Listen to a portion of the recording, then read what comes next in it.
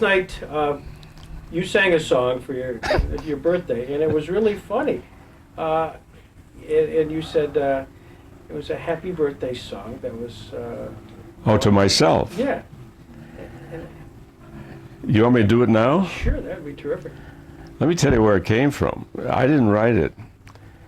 And there was a guy, a local entertainer in Washington in the 50s named Jack Jive Schaefer. And actually he's mentioned in David Brinkley's book, Washington Goes to War. And this guy sang the song. I must have been a beautiful baby. I must have been a beautiful child. They showed me to my mother. They showed me to my father. I bet I drove the old folks wild. My father said, "Ye gods, what is it? Is it something we should keep or drown?" But imagine their surprise when I opened up my eyes. And the doctor said, "Now don't you frown, 'cause he really is a beautiful baby. But you're looking at him upside down." Yow. Well, you gotta give. And you also obviously had the benefit of a little singing yesterday. Let me say something. In your archives, you have Supreme Court justices. You have the renowned members of the judicial community, and now you're following it with that piece of crap that I just sang. Don't tell me where this all fits in. Are you planning to retire? And you're only speeding up the process for the... Phil Donahue recognized you yesterday, and I got to tell you, just a sidebar, he was not out on the stage when we acknowledged your birthday and everybody sang happy birthday. And he was in the entryway with one of our guys at the Jackson Center. And what happened was Phil Donahue was listening to everything that was going on. All of a sudden, he looked at the guy and said, "Mark Russell." "Mark Russell? Not the comedian Mark Russell?" And Randy Sweeney said, "Yes, the comedian Mark Russell." "He's here?" He said, "Yes, he's in the audience." He goes, "Wow, am I honored?" And that was a sidebar conversation. That was very nice. I did his show in '87, and the reason I remember it was October of '87, and the day before the stock market had crashed 500 points. And the other guest on the show was the Russian comedian Yakov Smirnov. And his whole shtick was, what a great country America is compared to the Soviet Union. I'm so proud to be here. I love this country. And so the stock market had just fallen 500 points the day before, and we're in the green room. I said, "Yakov, you knew the stock market crashed 500 points yesterday?" He said, "Yeah, I know." I said, "You know what this means to Wall Street and all that it represents?" He said, "Yeah, I know." I said, "Why don't you go out there and tell Phil you decided to take another look at communism?" He said, "I couldn't do that." How did you find him? You know, here you are, a comedian, and he's... Oh, Phil? Phil, yeah.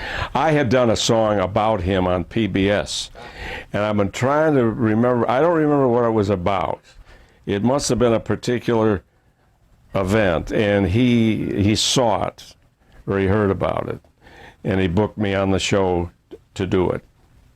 And now I was here at Chautauqua at the time, and if I was home in Washington, I could have looked up in my vast electronic archives, which is a hand-crank Rolodex and a stack of college-line loose-leaf notebooks. Not loose-leaf, but spiral-bound. Yeah. And I could have found the song from 1987, but I couldn't find it. I don't remember what it was about.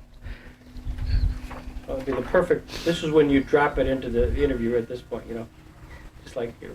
Oh. Yeah, see, we probably need a copy of that, or at least some... Oh, I can get that to you. That'd be a hoot. Yeah. Drop it in. Then you can edit out me scratching my nose like this. I don't know. One of the things we're trying to accomplish here is to, you know, for your kids, grandkids, is a little bit about Mark Russell. Often when you do books like this, you give people a little bit of your biography, but you couch it in humorous terms, such as, you know, that you how did Buffalo get its start? They cloned Cleveland. I got my start in Buffalo, my start in life, that is, and to have been born there in the heart of the Great Depression can be perceived as some kind of double whammy, and then you go on to some funny shtick here. For the benefit of your kids, you were born in Buffalo. Yeah, but now when I wrote the book, I didn't have any grandchildren. Okay. But I have 7 now, Okay. as we speak. And that may be it. You know, the kids get the operation now. Go up to Canada, they use a weed whacker. But anyway, I was born, yes, indeed. That's been established in Buffalo in August 23rd, 1932. Found out yesterday that it's also Queen Noor's birthday. Okay. And so, yeah. And my people, did I tell you about my people? My people on my mother's side were Irish. On my father's side, and his father's side, they were Jewish, and they came from that upper northeastern corner of what is now Poland. It was Russia then, and it's a very bleak part of the world, very freezing, formidable. It was so miserable that my people had a dream to one day get out of there and go to Buffalo. And at the end of World War II, in the Battle of Versailles, Poland re-existed. It had been squeezed out by its enemies in the 19th century, but after World War I, it was Poland again. And without even moving, my forebears and my 5 bears were living in Poland instead of Russia. And so one of my forebears around the house says, "Papa, Papa, good news, we're no longer in Russia, we're in Poland." And the old man said, "Thank God, those winters were killing me." So that was it. My father worked for Mobil. We know of Mobil as the oil company called Mobil, but then it was called Sicconi Vacuum. It was part of the Standard Oil group that was broken up by the government. And so Sicconi, Standard Oil Company of New York. And then they merged with a vacuum oil company, and their logo was the Flying Red Horse. Now, in our family, I mean, the Flying Red Horse was part of our family lore. That's where Pop worked, and the Flying Red Horse. And when they changed their logo, when they stopped saying Sicconi and all of that and just said Mobil, for some reason, the horse didn't look right to me. Mm-hmm. The horse was flying in the wrong direction.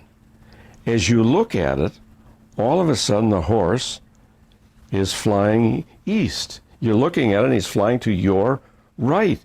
And to me, that was like a fingernail on the blackboard. This is wrong. And I got out the old pictures of the horse is flying to your left. The horse's name was Pegasus, by the way. So at one time, years later, I'm doing a show for the oil companies, and I'm sitting next to the chairman of Mobil, who was a man maybe 50. Okay. And we have nothing to say to each other. This is the chairman of Mobil, and I'm the piano player they brought in, see? So I take a chance. I said, "Why is the horse flying in the wrong direction?" He was choked on his salad. "What do you mean?" I said, well, I tell him the story. I said, "You look at the old pictures. You look at the free publicity you got in the movie Grapes of Wrath. The only gas stations they stopped at, the Jode family, on Route 66, were Mobil gas station. And you look at that horse, and a horse is flying to the left." See? He thinks I'm nuts. Well, a month or so later, I get a letter from him. He says, "You're right." He said, "I don't know what happened." He said, "All I can think of was that it's like printing the negative. They printed the negative. Negatives are always backwards, right. And that's what happened."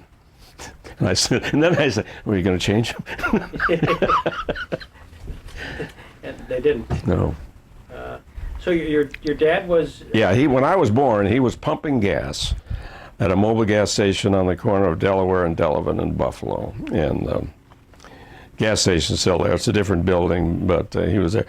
And Then in 1941, my parents, feeling that maybe there's another world out there outside of Buffalo. California, wow. Maybe they had seen the grapes of wrath. And we went out there. It wasn't, the car wasn't that loaded with relatives. We did have my grandfather, though. My father's father, Aaron Russlander. And we were in a two-door Plymouth, about a 1940 Plymouth with no spare tire. And Route 66 all the way out, 2 lanes, coast to coast. And they had no job to go to. And the night before we entered California, we were in a motel in Arizona. And I had the radio on, and the Japanese had attacked Pearl Harbor. So we arrive in San Diego in that climate, in that atmosphere, where there are newspaper accounts of people actually claim that Santa Barbara in the southern coast of California was shelled by Japanese submarines who made it all the way to the United States. That's it's sort of, maybe it happened, maybe it didn't. It isn't.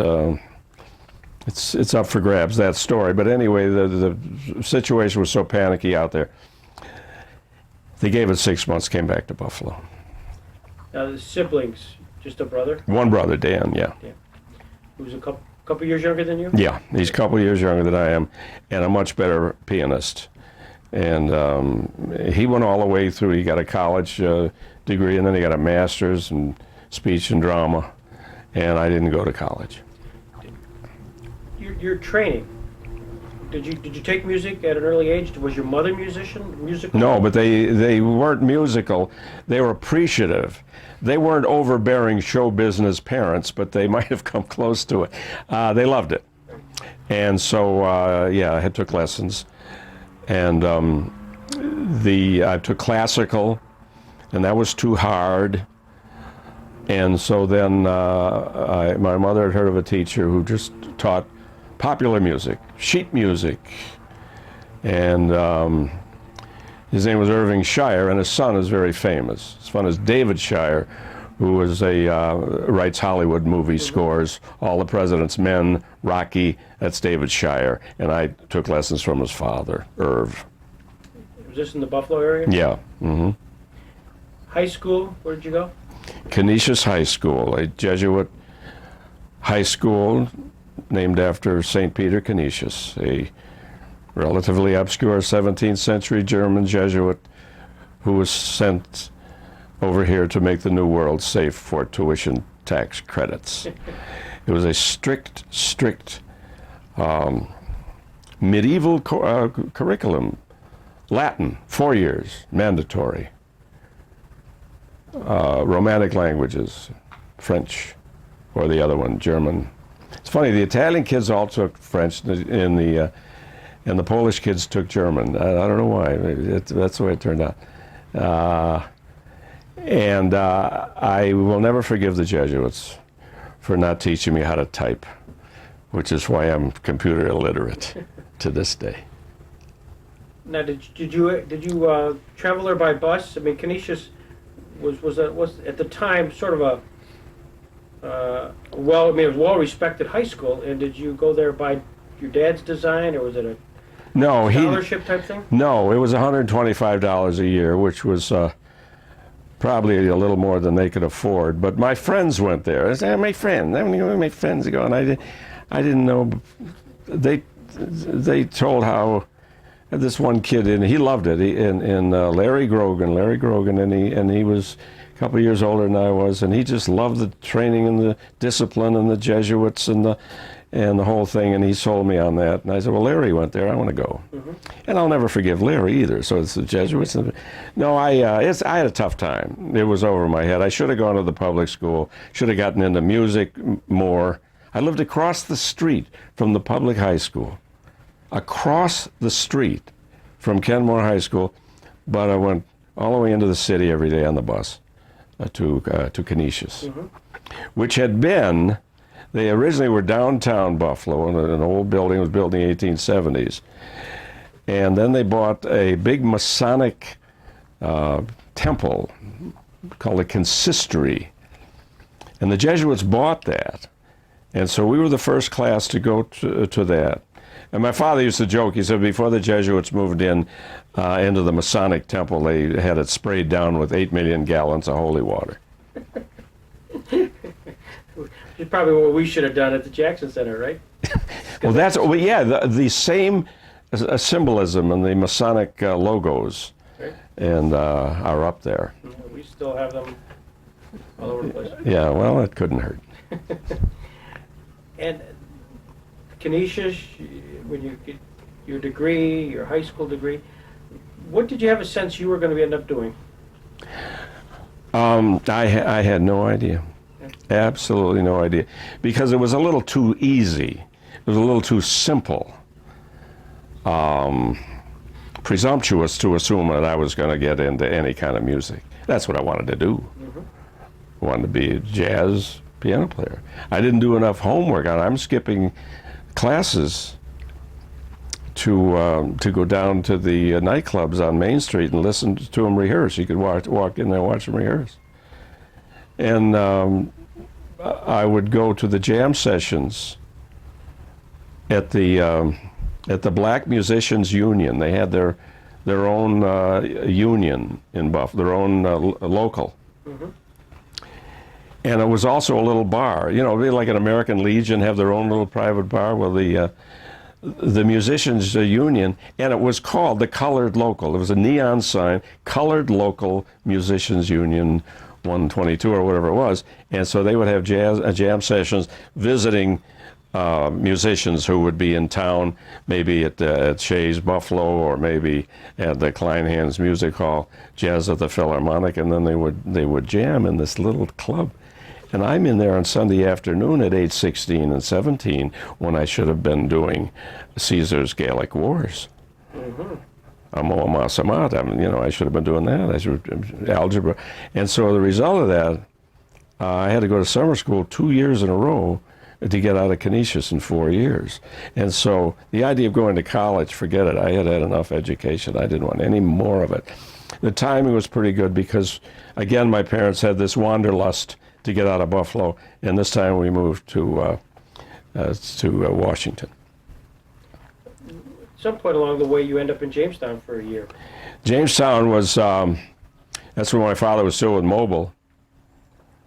I don't know how that happened. They made him the manager of a gas station in Jamestown, Main and 6th. There's one of those newfangled gas stations there now with a grocery store and all that, but this was a Mobile station, and I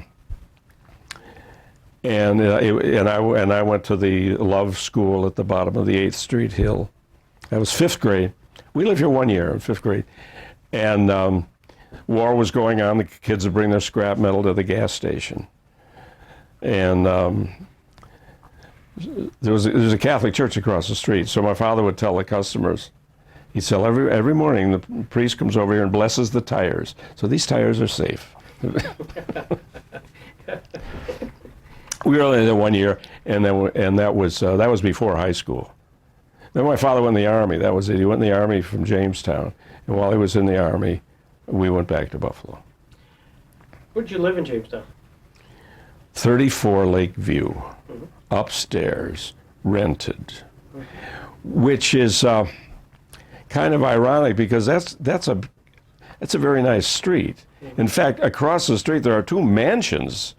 Well, I thought of them as they're really beautiful home pillars, I guess. There was a family named Reynolds lived there. Sally Reynolds was a girl across the street, but we rented upstairs again for about a year. So back to Buffalo. Your father's off to war. Well, he wasn't off to war. No. Now we're in Jamestown, and he's in the Army. He's off in the war, right? So we wrote letters. You didn't make long-distance phone calls. There was none of that. Not only were there no cell phones, there were very few phones. Not every family had a telephone in the house, really. A lot of families didn't have a phone. Nothing was thought of. Didn't have a phone. We wrote letters. We prayed. We said the rosary for Dad, who's off.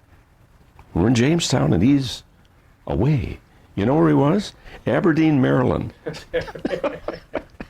You could drive there, but the distances were different then. Yeah. Okay, I have something to show you here. Just a second.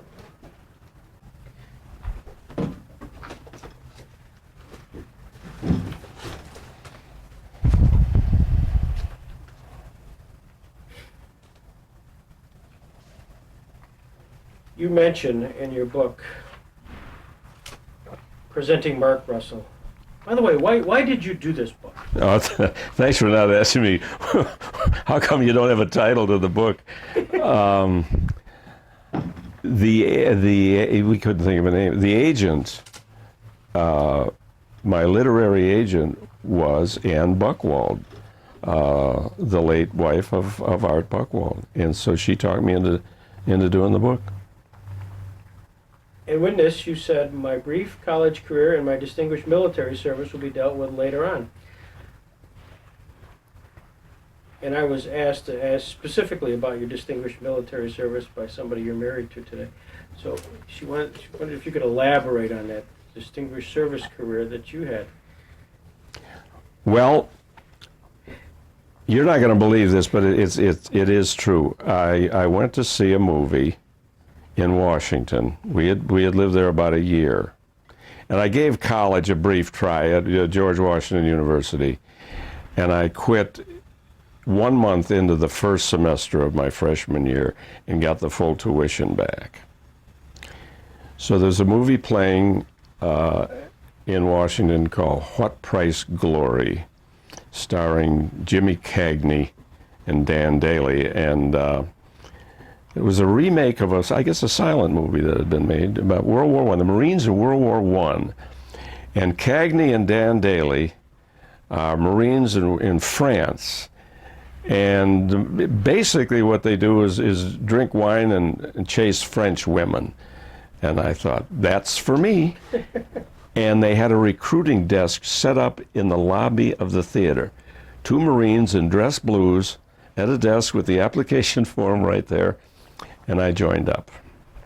And I was sworn in downtown Washington in an old temporary government building. That there were still a lot of those left over from not only World War II, but World War I. And I was sworn in, and I went through boot camp at Parris Island, South Carolina. And you were in for how long? I was in for 3 years. The Korean War was still going on. And then I went out to Camp Pendleton for advanced infantry training. And then the war ended. And instead of going to Korea, I went to Japan. And I was in Japan for a year. And then I was in Hawaii for a year. And then I came back to Quantico for the final 6 months. But I had some interesting. I was my basic what they call an MOS. I was in communications. I was a radio operator, and we communicated with Navy ships for naval gunfire. I was a naval gunfire operator, and so on Hawaii there's a target island. It's just a big rock called Kuolave, and we would land on Kuolave just like Iwo Jima, and we'd go down the rope ladder with these radios on our back, and we'd hit the beach, and we'd set up our little base, and then we'd call in the artillery from the naval gunfire, and their targets are shooting at abandoned trucks and trees and things that were up. No, you're too high, bring it down a little, 3 degrees, over and over. And we bombarded that island, and I'm proud to say, Doug, that to this day, there have never been any communists on Kuolave Island. Ever. I was a cook for a while. And in the mess hall there in Hawaii, Camp Catlin, which was a sort of an auxiliary of Pearl Harbor. So we had this big vats of, so I was making bread pudding, and I got the big paddle around there, and we had the bread pudding. There's one for the enlisted men, there's one for the officers. The guy comes through and says, "This the officer's bread pudding?" I said, "Yeah." He goes, into the office. So charming. That'll go with the birthday song that I just did. You could put them right together and follow Rehnquist. So that'll be nice. You work it out. Work it out. I'll see you later. So then in Japan, I did play a little bit of piano. And this was at Tsugi Naval Air Station between Yokohama and Tokyo. And outside the base, just a couple miles down the road, was a village that consisted of nothing but bars. Bars for the GIs with the ladies inside, the bar girls, hostesses, and rooms upstairs. Need I go further? It's your video. And so one night I was stumbling around this town, going from bar to bar, and I kind of missed the piano. I hadn't played the piano in a long time. And I overhear some guys talk about the piano. I said, "Did you say piano?" I said, "Yeah, I haven't seen a piano in any of these places." They said, "No, you got to go to the Penguin. The Penguin, it's all by itself, way out on the other side of the rice paddy."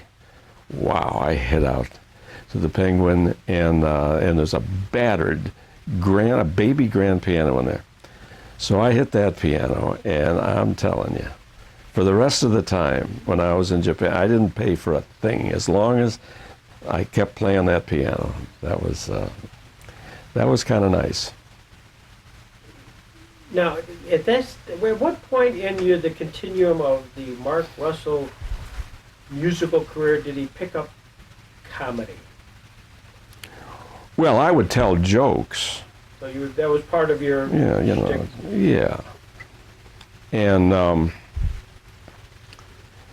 I always, to me, to be able to make a living with just the piano was beyond any possibility.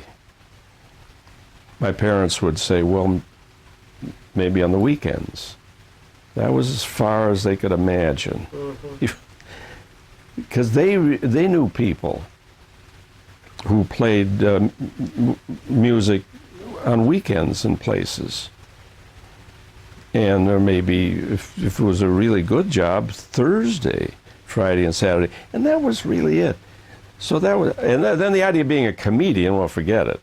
But I would listen to these guys at the stage shows at Shays in Buffalo. And I was always aware of it, and I was the best audience any comedian ever had.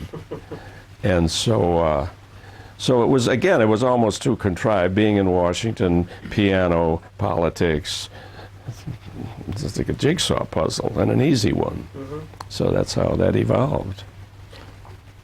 But in the Marines, though, I did, in Hawaii, there was this club, and I would entertain in there, the enlisted men's club, and I would put together little ditties about the officer and the sergeants, and so there's attacking authority like that. In that type of environment, though, in the military, did you get any pushback from doing that stuff? Here you are in uniform, I assume, doing this. Oh, yeah, but it was gentle stuff. I mean, this is in the 50s, early 50s. By then, we were not at war. No, they loved it. They did love it. Except there was, flashing back to Japan, there was a club there too on the base, the Atsugi. And my buddy who played the bass, we had a little act, and we got up on the piano, and we did some songs that I had heard a guy in New York do. They were dirty songs. They used to call them risque, bawdy ballads and stuff. And so I learned these two. They were crude. I certainly wouldn't sully your facility with the songs. But anyway, there was a kid in there, a Navy guy who worked for the chaplain of the base, and he was scandalized by these words, and he wrote for the base paper, and he said, last night at the EM Club, the filth that emanated from these two Marines was outrageous. So we are called up before the base commander, the commander of the entire Naval Air Station, a full Navy captain. And we're there in front of his desk and we're at attention. Did I tell you this the other day? No. And we're full of, and he's got the newspaper article in front of us. What is this? What's the meaning of this? That's the filth. And we don't know what to say. So my buddy, who's a kid from Brooklyn, the bass player, he takes it upon himself to break attention, reach across the commander's desk and grab two pencils and starts drumming on the desk. Hit it, Russ. Yada-da-da. And I she's got the biggest Kanakas in Hawaii, or whatever the song was, you know, that, and the commander said, get the hell out of here. He just threw us out of the office. So that was the attempted censorship. Yeah. No, there was no. I don't know if I mentioned this when last we met, but in the military, as an enlisted man, I always had heard two things. Whenever you complained about something, you bitched about something, you always greeted with two remarks. That you are not the reason why yours is but to do or die. And the other one was,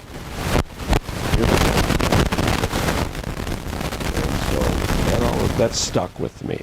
Yeah. And to this day, I'm still trying to learn the big picture. And by that, they meant not only the big picture in the division, the regiment, and all of it, but Washington. Everything that happens comes out of Washington. Don't question it. You're just a peon and do what you're told. So we're left in military service? Yeah. And at some point you get discharged? Yeah, I was discharged, and just before I was discharged at Quantico, there was a guy in the outfit whose wife played the piano at the Elks Club in Fredericksburg, Virginia, which is near Quantico. And that really was my first real gig. I mean, not this kid stuff in high school and all that, or clowning around in the service. This was a real job. A piano player in a band at the Elks Club, and I can. There is a direct succession from that to where we're sitting today. Okay. It really is. It's a little frightening, but that was it. And this was a dance hall in Fredericksburg, Virginia. And then there was one guy in the band knew of a club in Colonial Beach, Virginia, which was a gambling club in the middle of the Potomac. The Potomac River, the state line between Virginia and Maryland, is down the middle of the river. And so Maryland had gambling then, slots. And so they would build a long pier from the Virginia side out to the middle of the river, and they'd build a casino and a nightclub. And so this band, we played there. We played, believe it or not, we played 50s rock and roll. I could play that because they were just the same blues chords that I had always played. And then the one club and another club and another one and another one, and then the place on Capitol Hill, and then the Shoreham Hotel, and then PBS, and all of that. The Shoreham. Your Shoreham, Russell, is almost intertwined. Your banner is down there celebrating during their 75th year. Yeah, the 75-year-old hotel. Yeah, and I was there from 61 to 81. How did they attract you? Again, from another job prior to that. I was playing in the little place on Capitol Hill. And somebody brought brought the owner of the showroom in to this little bar on the hill. And, the showroom. And so while I was at the showroom, Mike Collins and the guys from Channel 17 in Buffalo came down to Washington and pitched the show. We were going from just a nightclub environment at the showroom where you're interacting with the crowd the whole time, and you don't know what's coming at you in many senses. Sometimes glasses, ice cubes. But that's distinctive from preparing a program per se for TV. Yeah. Where you got set time. Yeah. Yeah.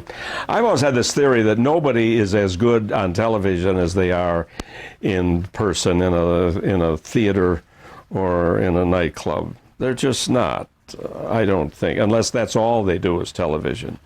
Mm-hmm. But that's it. I mean, you have to stand in a certain place. You have to keep cognizant of the time. And so if there are little glitches, it's frightening, but it's also breaks the monotony. We had a total power failure one time during one of our live shows from Buffalo. I mean, everything went out. The lights in the theater and the viewer at home, their screens went black. Fortunately, the one thing that was working was my little microphone. They couldn't see me, but they could hear me. And it was out for almost a minute, which is an eternity under these circumstances. And at the time, there was a lot of pressure from Congress to cut PBS's budget. And that was led by Newt Gingrich, who was the Speaker of the House at the time. And he led the charge against PBS. And so the power went out, except for the microphone, and I said, well, it looks like Gingrich finally got his wish. And I got a big laugh, then the lights came up. Now, what happened, which always happens with something like that, they thought it was planned. The audience thought it was planned, which I guess is a compliment because you kept right on going, you didn't panic. During the showroom stay, did you have a contract? I didn't have a contract. No, I went in there for 2 weeks. Mm-hmm. and stayed 20 years. No, I don't. The owner was a wonderful man named Bernie Bralove. His father built the hotel in 1930. We just had this agreement, and I would hit him up for a raise every couple of years, and he would give it to me. But it was very, very. I really didn't have that much of a contract at PBS. If you want to know the truth, they would say, "Are we all set for next season?" Huh? Verbal. Mm-hmm. We set? Can we? Yeah. Well, yeah. Hey, great. And then they got a new president of PBS, and they stopped calling, and so that was the message. Yeah. But was that a little unnerving, being a professional? That is your job, and all of a sudden you really don't have the security of a contract. Of a contract. Oh, I was spoiled. I never really had to go looking for work. I never did. That's how it always came to me. Any agents that I ever dealt with, they just handled the paperwork. Right. They wouldn't make phone calls. The phone rang. Right. Thank God, And that's always was PBS. That was no agent. That was Mike Collins, Channel 17 in Buffalo. I did a show on NBC called Real People.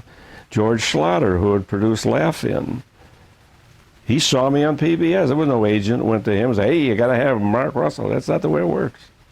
It's not like in the movies. The guy with the derby hat and a cigar. "I got a great act here."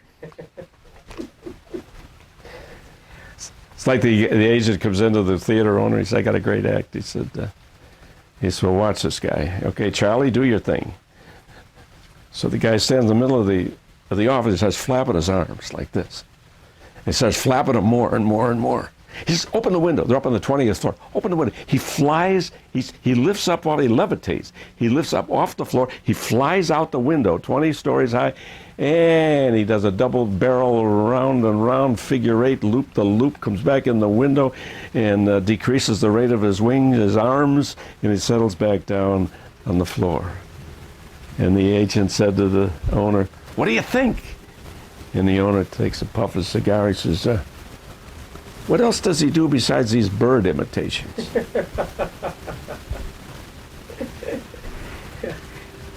Did you, after, there's there a time period you say, gee, this is great, this is fun at the shore, but I'd like to branch out and maybe tour more than normal, because you obviously were expected to be there, like Bobby Short at the Hotel Carlisle. Yeah, well, people would keep saying, why don't you go national, as if that's all you had to do was just pick up the phone and go national or something. Yeah. But what was happening was we would have these conventions at the Shoreham. National Association of Manufacturers, American Dental Association, and they'd be having the convention in Washington, and they say, "Oh, next year we're going to be in Dallas. Mm-hmm. We'd like to have you." So I would start leaving, taking little sabbaticals to go do these other conventions around the country. And by then the PBS station, the PBS show was on. So I'm getting a little national publicity. And I'm doing more of these engagements. And the hotel was sold. And I thought, I don't have to do this nightly grind anymore till 2 in the morning. Mm-hmm. So I left. And then I went on the road, basically, for 20 years or 25 years. I left the Shoreham in 81, the beginning of 81. Mm-hmm. And so this was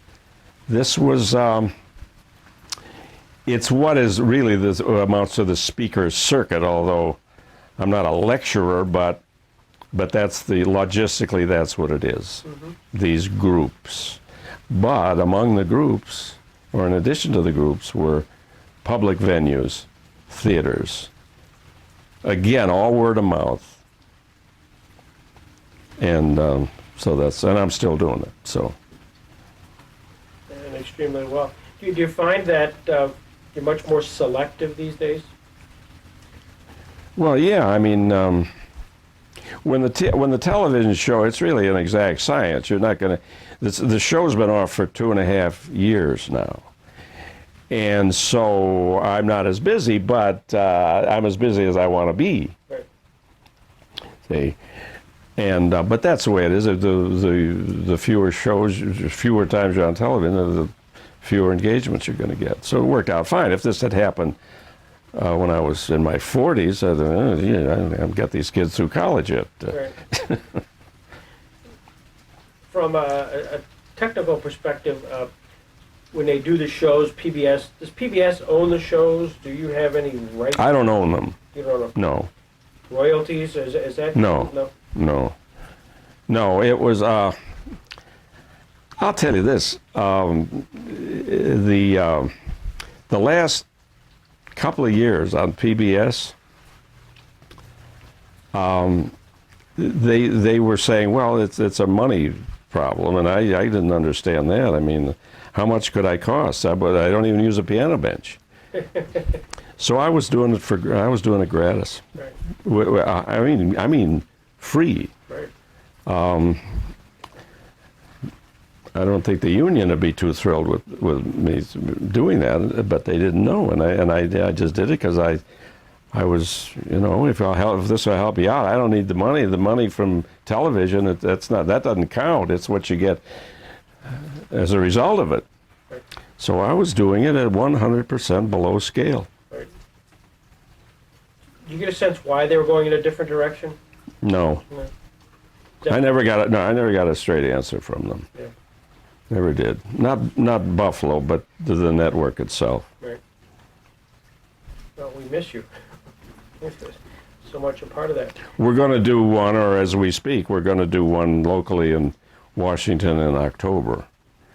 And so whether... For the PBS affiliate there?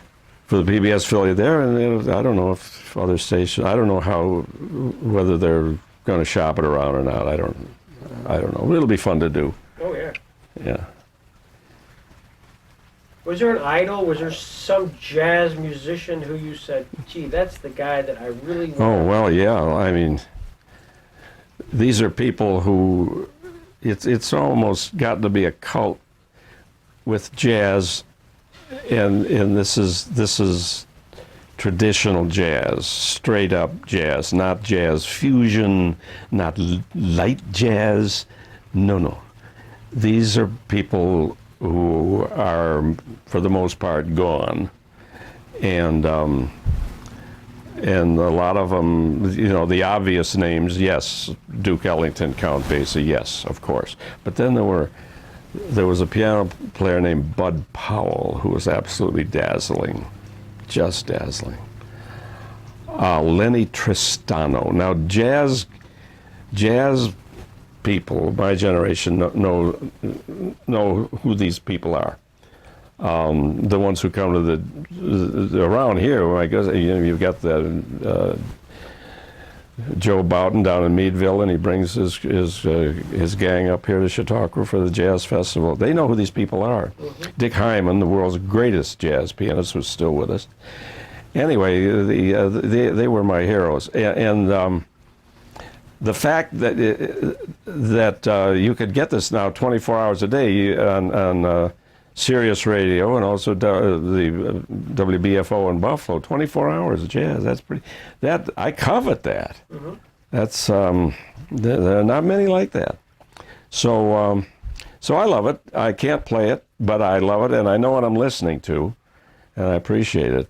But it's a dwindling audience, I'll tell you. So Oscar Peterson in that genre? Yeah, absolutely. Is he still alive?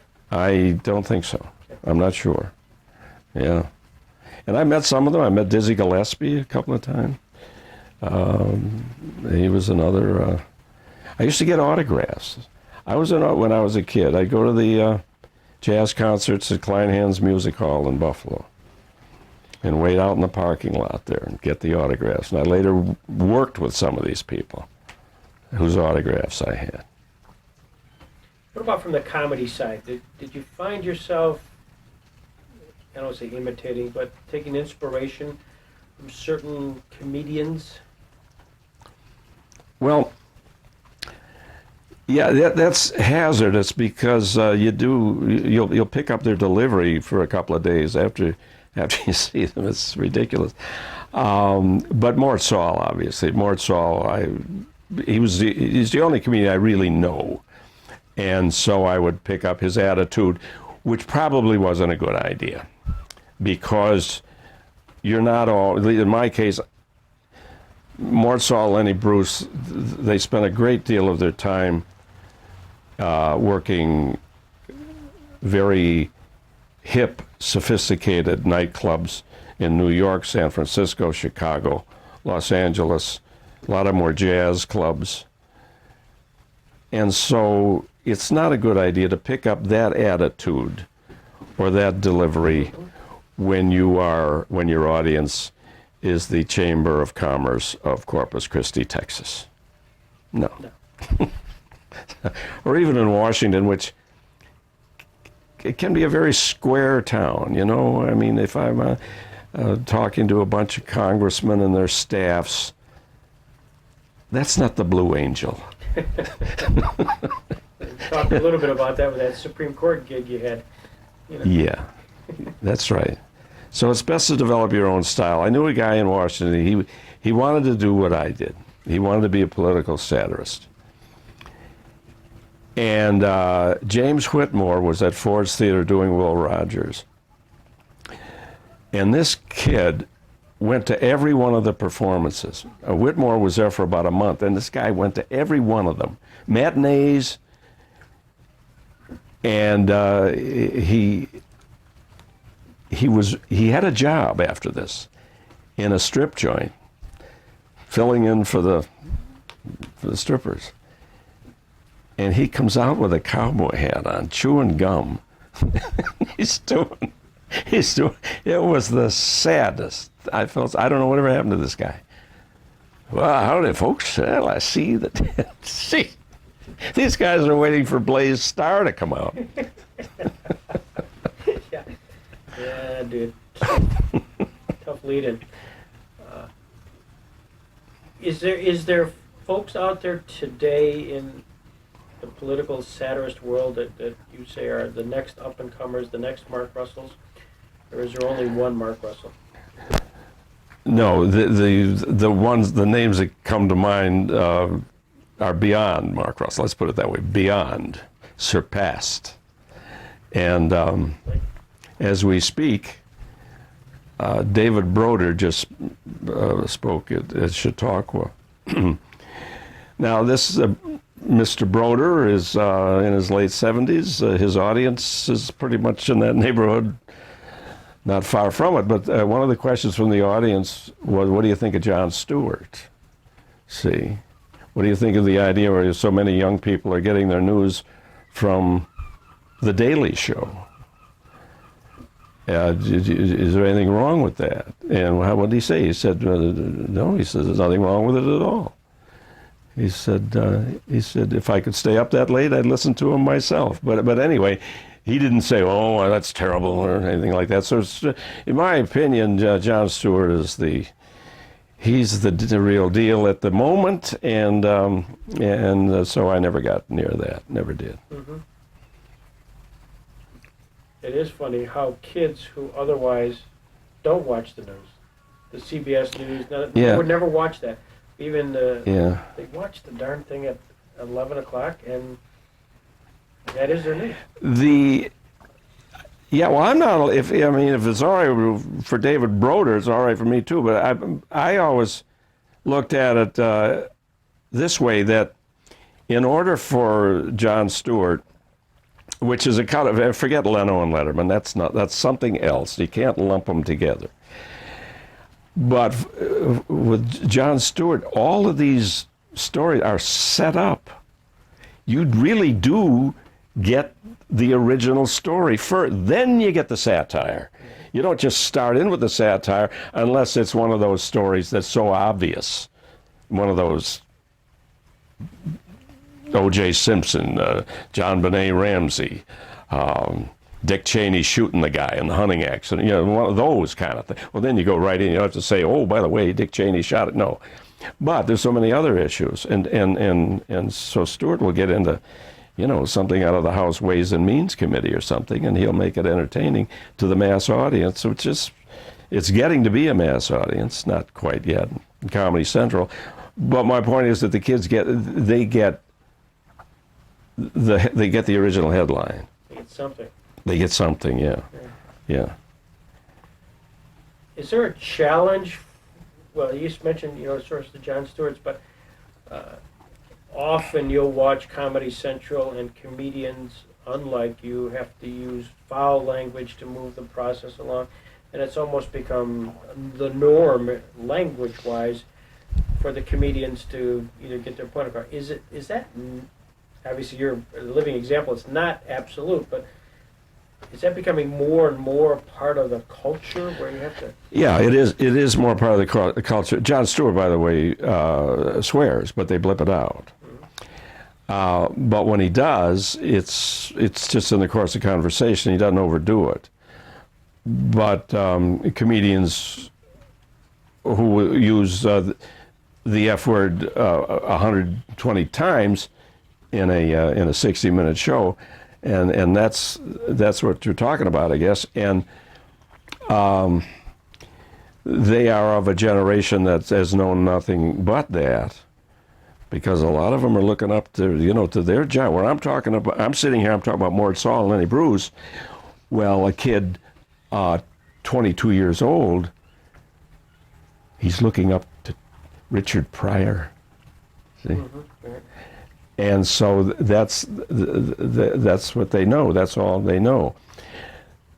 Somebody in my generation, like George Carlin, who's one of the historic figures in this kind of language, because his 7 dirty words are part of a Supreme Court decision. And I see George as using it as percussion. Mm-hmm. Percussion. It keeps the rhythm going. But he can go on a show where nobody swears and be just as funny. But if he's out there in a nightclub and they swear a lot, and to me it's I don't worry about it. I'm not concerned about it. At first I thought, oh, look at those guys. At first I resented what they got away with because you'd get locked up. Lenny Bruce was thrown in jail. Sure. Jail. One use of the F word. Paddy wagon. See? So I was kind of resentful of these young kids getting away with all of that. And then I thought, well, no, it's percussion. It's a lot of K words. And it's just, they say, well, I'm more relaxed on stage if I can talk like that. Which is probably baloney, but I understand it, and it's here to stay.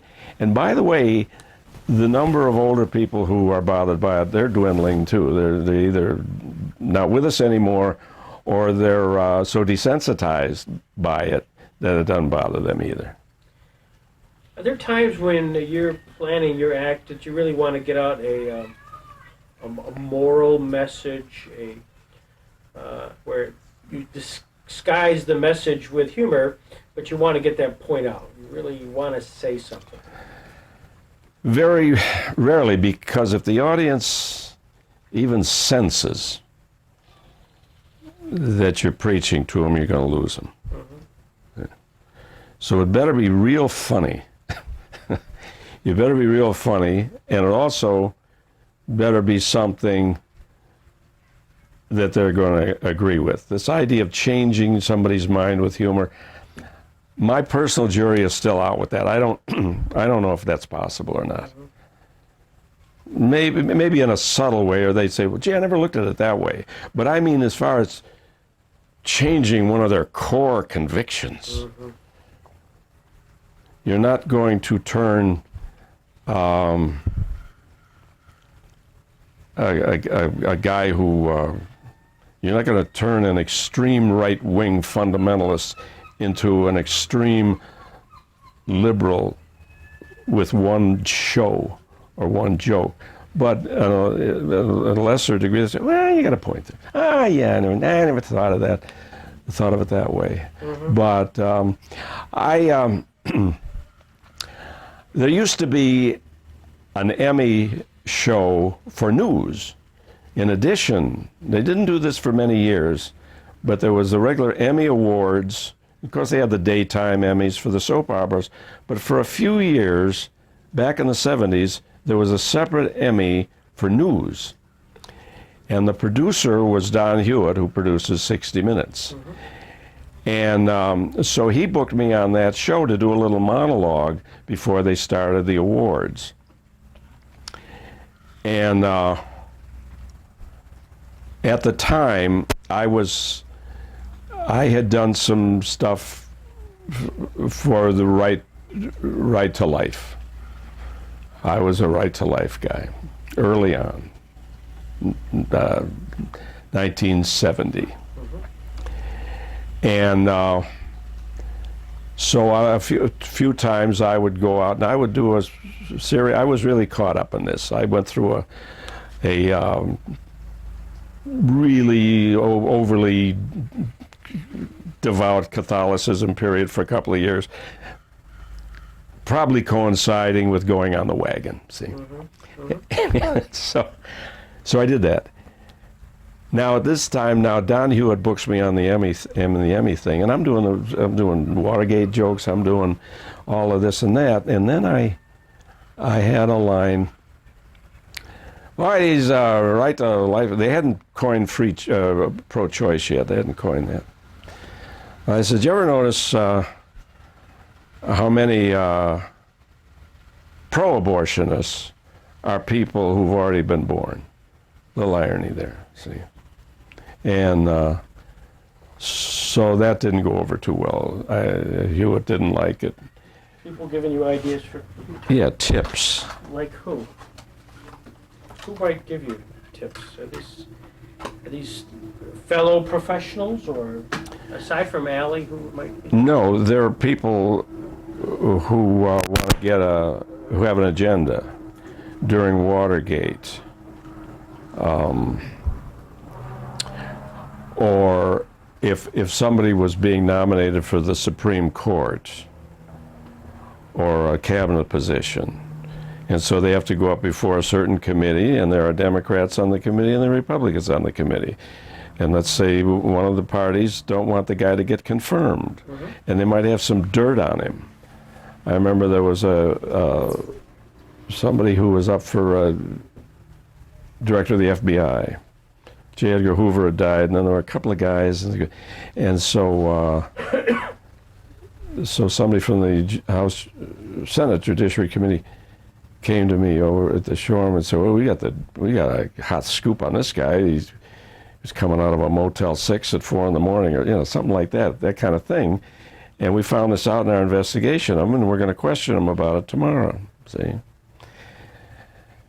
And I would point out to these people, I say, I have enough trouble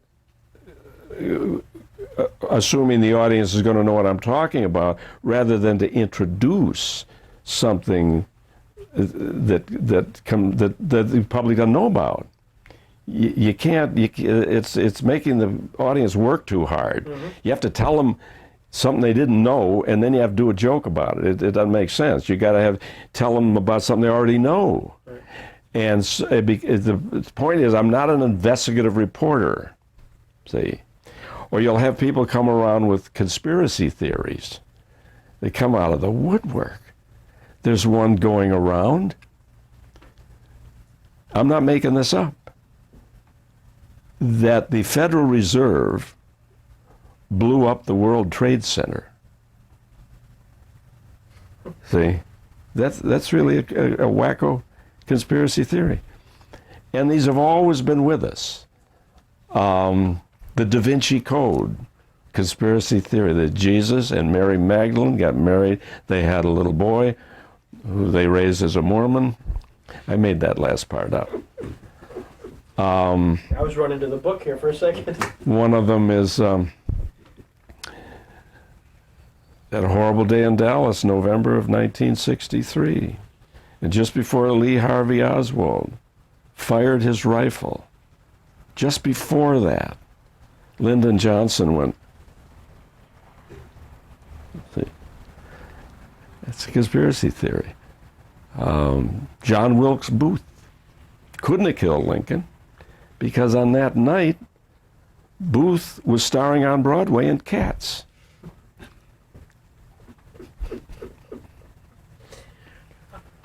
It's a good question, because your source of material, is it principally print when you read it, whether it's internet or newspaper? It's print. It's a source because that's the first thing I look at in the morning. Right. But it's a combination of all of them put together. And it's no secrets. No secrets. Everything out there. Mm-hmm. And so, I mean, it's otherwise it just doesn't work. Well, I assume that is part of it, where you want your audience to be partway with you already. Yeah. You can drop a name or a one sentence. Yeah, that's it. Dropping a name. And if you drop a name of some obscure congressman from the 14th district of wherever, the people in that 14th district might know. By the way, it's amazing. There's a little trick, a little game I play. I'll go to a city, and let's say if it's a Chamber of Commerce, and they bring me to town, and somebody picks me up at the airport, and I say, by the way, who's your congressman? Most of the time I know. I always know, but I ask them anyway. And this is a Chamber of Commerce. And let's see. Now, unless it's somebody real obvious, who the congressman is, somebody notorious nationwide. But there's 435. Let's see. And they'll name a state senator. Mm-hmm. Or they'll name somebody on the county council or something. People in the Chamber of Commerce. And members of Congress, I don't know if they're aware of that. They have these big egos. Yeah. They don't, and they wonder why there's a 32% voter turnout in a midterm election. They just don't know. Well, even among my fellow colleagues, they would be hard pressed to know who our state senator is. Well, state senator, And that doesn't count. doesn't count except when you're raising money. Well, yeah. You know that. Well, I always like to say New York has two senators.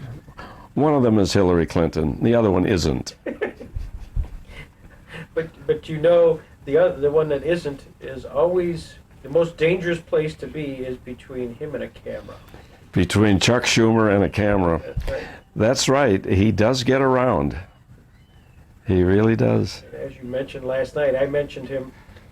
Well, I know that he invites himself to all of the commencements in Buffalo, and which means he probably does them every city in New York State. And the reason I found this out, I was a commencement speaker at Jewelville College in Buffalo a few years ago, and they said, well, Senator Schumer is also speaking. I said, really? He said, yes. Oh, well, that's great. So they told me this the night before. And I said, does he follow me? Or no, do I follow him? Yes. He speaks and you follow him. Then he has to leave. Well, he has to leave to go to another college to speak. He invites himself, and they don't turn him down. He's a senator. So I'm preparing my notes, and I'm thinking, okay, I follow the senator. I said, is there anything between the senator and myself? Any little award? No. I said, direct sig. So I'm all set. And I figure, okay, the senator will speak, and then I will be introduced, and I will get up there, and the senator is probably going to walk out. They'll see him walk out while I'm speaking. This is great. So I was going to say, welcome to Jewelville College's annual presentation of the senator and the comedian, and it's up to you to determine who is who. See? And so then, he's going to be leaving. I can't ignore it that he's walking off stage. Well, I see the senator's leaving us now. Nice for you to spend a few moments with the senator. Ladies and gentlemen, I think you've just witnessed the first drive-by commencement address. Well, it was not to be, because they picked me up the next morning and they said the senator canceled. I said, what? I said, I'm all set.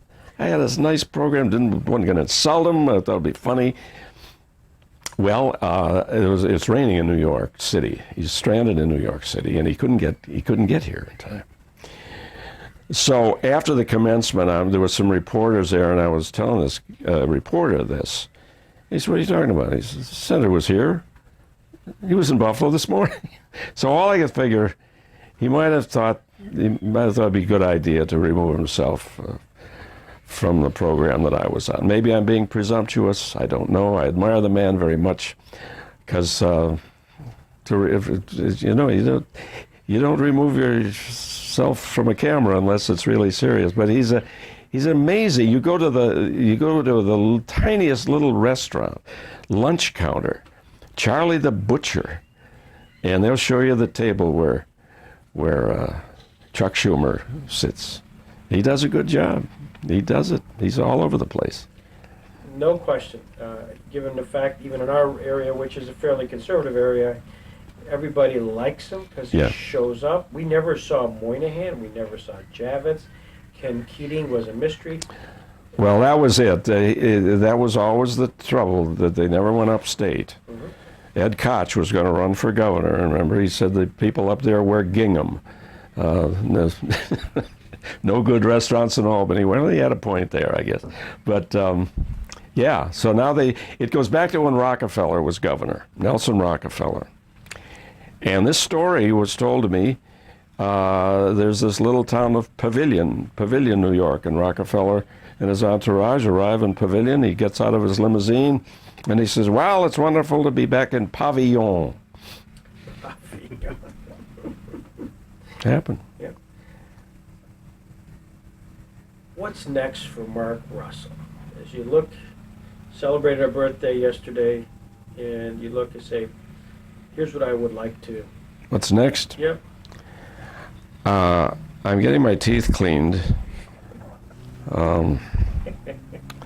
Well, I will keep doing this. The phone still rings, and I enjoy working. I really enjoy being on stage.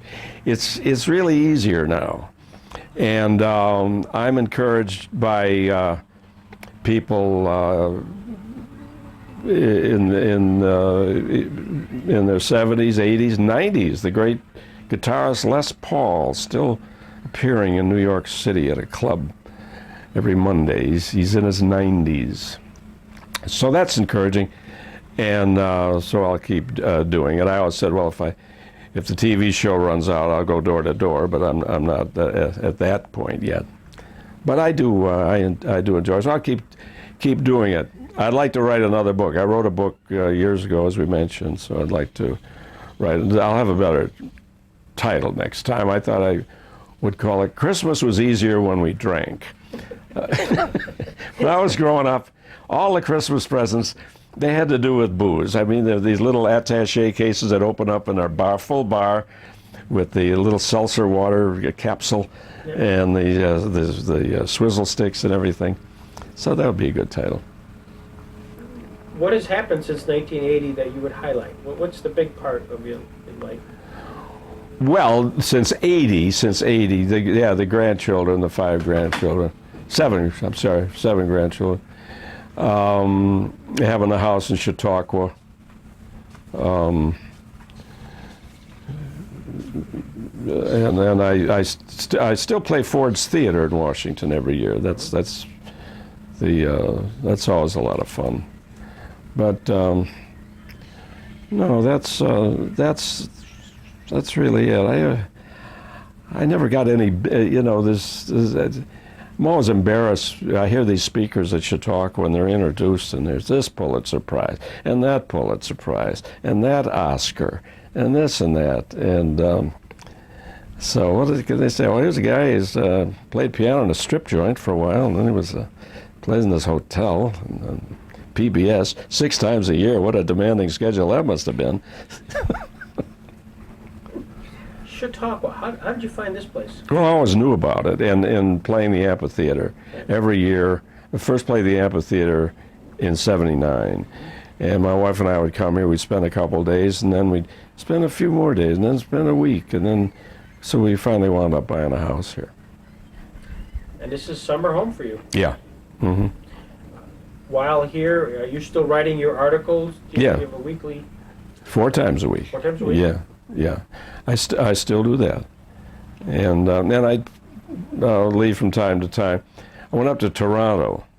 I discovered what socialized medicine really is in Toronto. I needed an operation on my hand, which in Washington, in the United States, they won't do it. See, so he refers me to a guy in Toronto.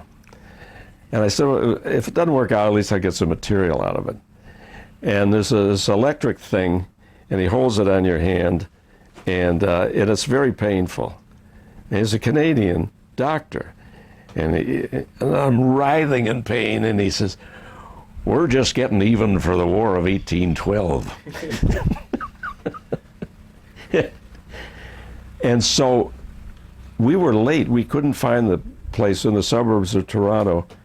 And you get there and you realize you don't need it. You're not late for a doctor's appointment in Toronto. You just walk in. You just walk in there, and we get in the elevator, and everybody on the elevator is speaking Spanish in Toronto.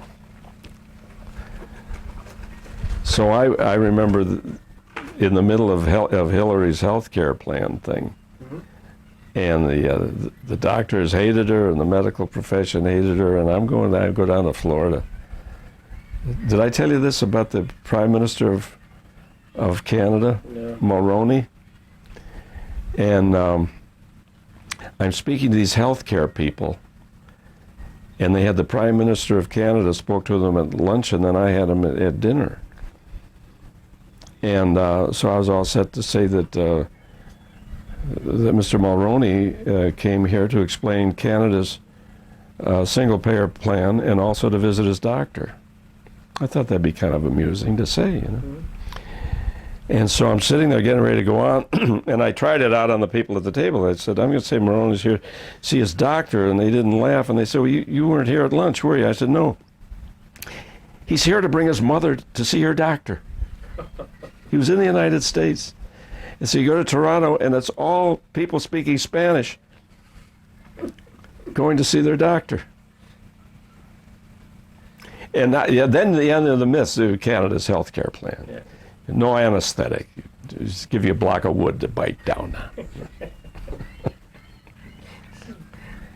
Good material. Is there a legacy? Is there a Mark Russell legacy when, after all these years, and you're so well known, television, live performances, when the day is done and they have to give you that last tribute to Mark Russell, the last major con, they roll out the MC. What do they say? That's one of those, what do you want on your tombstone questions, right? Yeah, I don't want to say that, but I asked that of Donahue, same thing yesterday. And What, on his tombstone? no, they're kind of like the legacy type of thing. First of all, I always wanted racing stripes on my tombstone.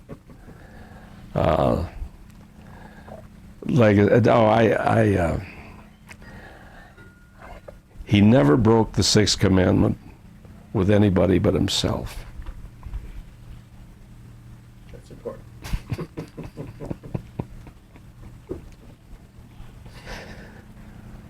You have accomplished so much. Are there certain highlights, whether in the form of people you've met because of your performing, or performances you had which said, you know, of all the ones I've done, that one really hit it, and it was the right crowd response, and it was an extraordinary feedback? There's two or three that might have just jumped. When those happen, it's the result of an opening joke that has to do with something that happened that day, and it doesn't happen very often.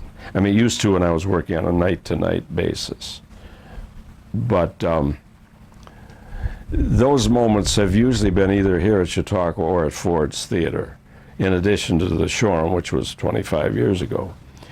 But that's it. As I've explained to you, I guess you could have a joke that gets a 10 on a Monday, and by Friday it gets a 2 if you're lucky. Mm-hmm. But that was those are moments that they don't make sense when you recall them later, because that's the downside of doing when you're as topical as I am, and the stuff just goes away so fast. It's lost. It's gone. That's why I've never done an awful lot of recording, because you listen to, it takes months, unless you're a rock star and you're going to sell 2 million albums. But otherwise, it takes months to get a CD out. And so by the time you get out, this stuff is turned to bean dip. I've had presidents in the audience, and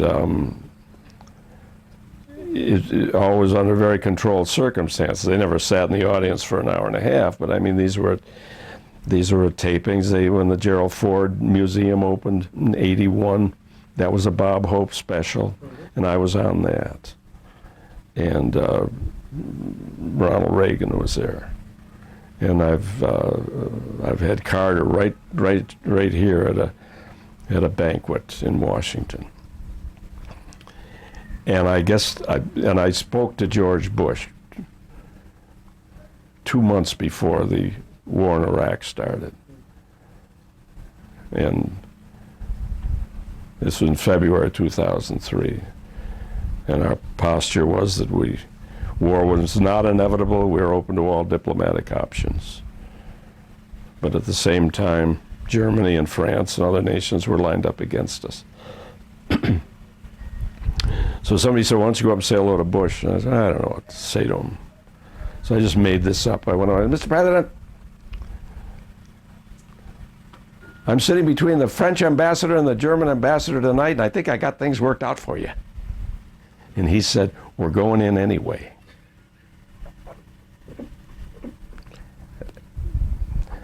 That actually happened, and I thought it was a snappy comeback. I tell this to people, and it's chilling now because this has been going on so long, 3.5 years as we speak here. So, but at the time, he had already made up his mind. He knew he was going in there. Given the war, and sometimes when it's really current, whether it's Vietnam War, the Iraqi War, you see kind of the bloodshed. Is that harder to satirize because of the knowing that your audience has just seen some? It was harder for me during Vietnam because it was so gradual. Right. Vietnam was 10 years. Right.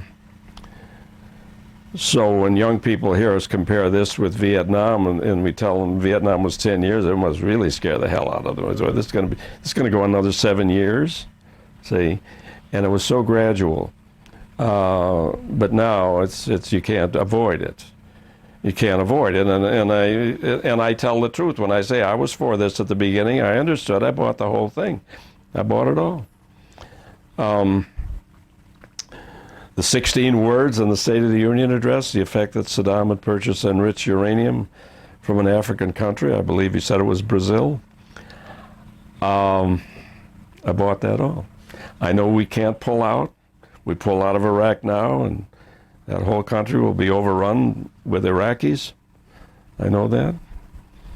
We don't insist they have our style of democracy. It doesn't have to be our American-type democracy. If it was American-type democracy, the mayor of Baghdad would give the paving contract to his cousin. I know that.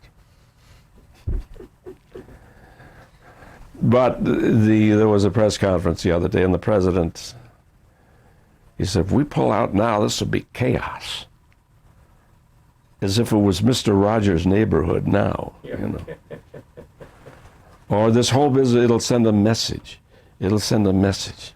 If we pull out now, it'll send a message to our troops. Yeah, you know, the message will be you're going home. Or if we pull out now, it will send a message to the Iraqis. And the message is you can all kill each other if that's what you want. Yeah. We're out of here. Send a message to our allies. Oh, allies? We have allies? So he just says the same 4 or 5 things now for 5 years. It's really, it's been said over and over again, but this lack of curiosity in anything, anything.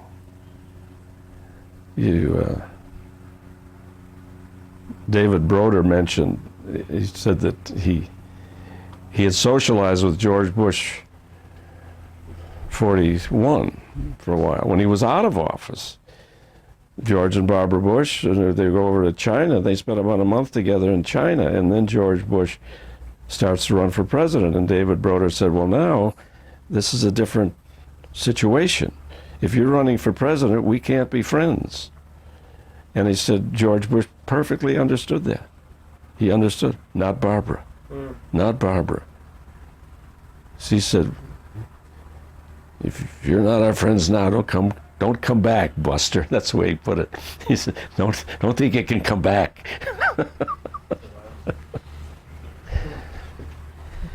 Have you lost any friends because of what you've done? In a sense of... Oh, sure, I have. I know. I've had people come back to me and say, well, you were pretty... Not nobody ever heard of, but just private. Maybe somebody who took something the wrong way years ago. And I've had friends, they got indicted, members of Congress, they got indicted. If I left them out of the act, I'd be accused of having some sort of a double standard. Yeah, it happens. And then if you're doing satire and you're not upsetting somebody, you're not doing it right. You have to worry about the political side, Democrat, Republican area. Do you almost feel like you got to somehow balance it when the day is done? No, it's never going to be balanced. And I used to tell the Republicans, well, if you're upset now, you'd love me when Clinton was in.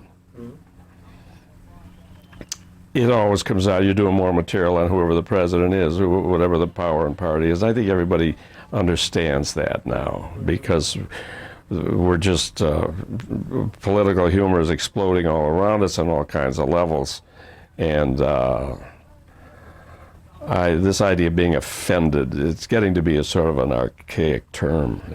Isn't it? Offended. No, this is hardball. This is a food fight, and I'm perceived as being fair. I get total strangers who come up and say, "Well, you're not mean." Now you can take that if they say you're not mean. The kid would say, "Well, you're not mean enough. You're too cozy with them. You're too comfy with them, and all of that." So I just call them as I see them. A phrase I just coined, and. So no, this whole idea of offensive and no, it's just a free for all, and you just jump back and forth. You've done Chautauqua.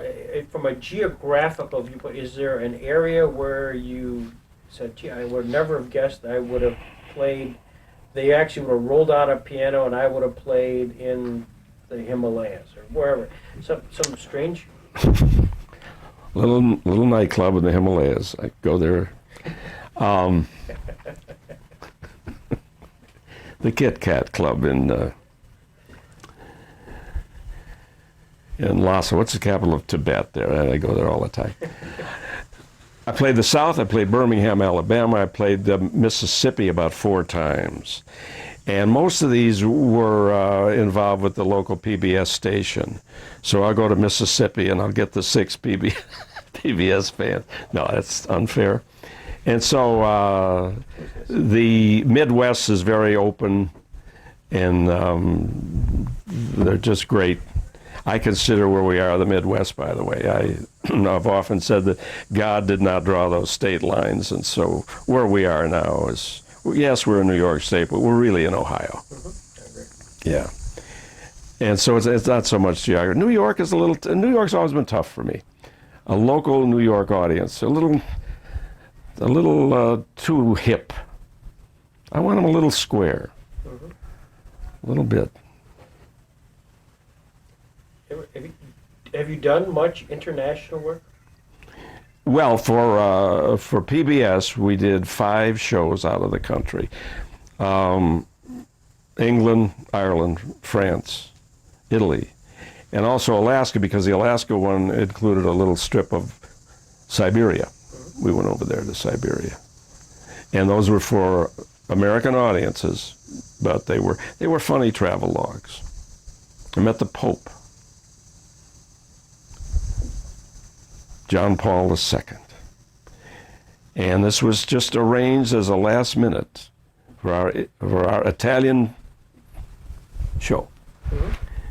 And my producer at the time, Lea DeCenzo, sets this up, and just a quick handshake, just quick. And it was really nice. The Wednesday audience were arranged the front row. We're sitting in the front row with people who were prisoners of the communists for 20 years, and I got a television show. But it was all set up, and they go up, shake his hand. And my wife and I turn and we walk back down the aisle. Now, my wife, who was Jewish, recalled that both of our mothers are deceased.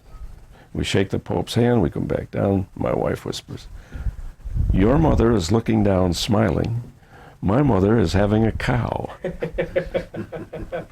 So we get out in the piazza there, and the rest of our crew is waiting. And I said, "What'd you say to the Pope? What was?"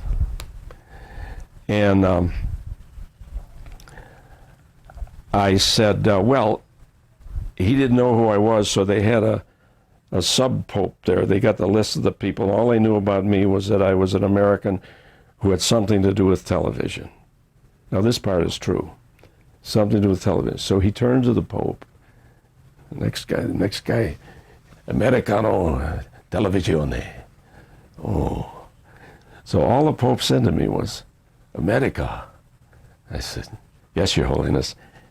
And that was it, right?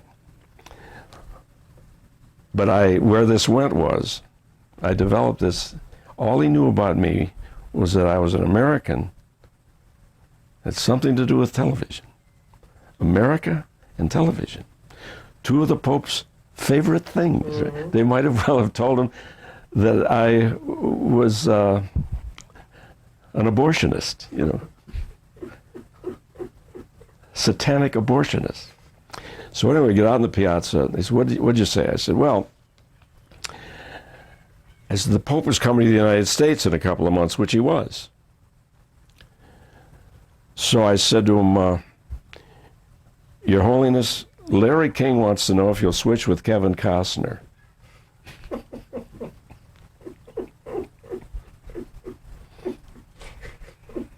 Now, when they were doing this, was it obviously this was a filmed opportunity for the... It was a wide shot. Yeah. But we caught it, yeah. What a thrill. Yeah, it was. It really was. Yeah. Closest I got to the Pope was about 8 miles away at Easter Sunday in the Vatican, but you could say you saw the guy. Whether you're Catholic or not, that's still that's a thrill. By the way, my battery's got 1 minute left. What do you have that's got 1 minute? A 1 minute story. You realize we've almost gone 2 hours. Really? Mm-hmm. Oh. How's that for pressure? Are you turned off now? No, I'm on. Oh, you're using up the minute. Yeah, we're going. What do you think this is? This is like live TV. What is it? You got to give me a break like the guy in broadcast news. And give me a moment while I work some tears up. Okay. A minute. I always have these things until I need them.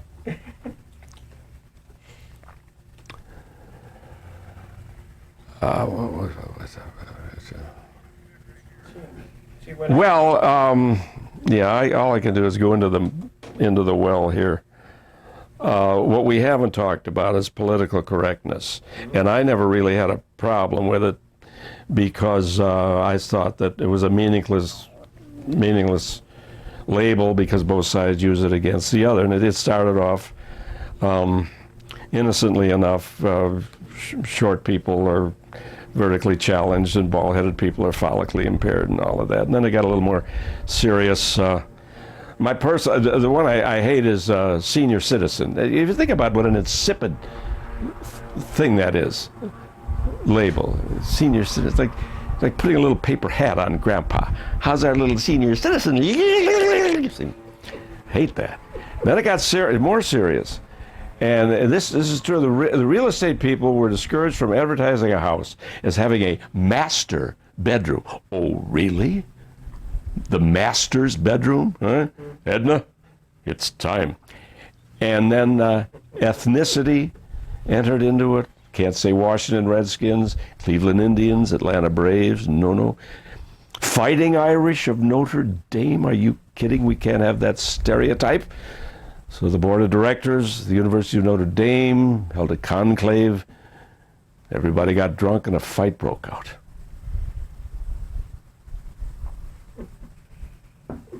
There's a minute right on the button.